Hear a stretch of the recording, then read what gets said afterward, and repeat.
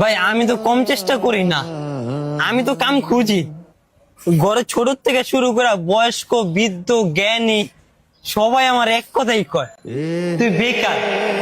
আমি নাকি বেকারত্ব বুঝি না, বেকারত্ব নাকি বোঝা, বেকারত্ব নাকি ঘরের ঝামেলা, বেকারত্ব নাকি ঘরের অশান্তি।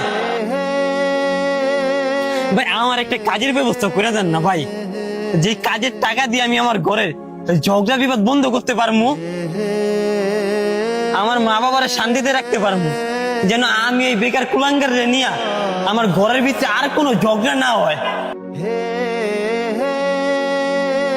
দেখ রে রাফি, বেকারত্ব জীবন যে কত কষ্টের এটা আমি বুঝি। কত মানুষের কত নোংরা নোংরা কথা বলতে হয়, এই জীবন আমি পার করে আইছি। কি করবি ভাই, আল্লাহর উপরে ভরসা রাখ, আর তুই একটু চেষ্টা কর।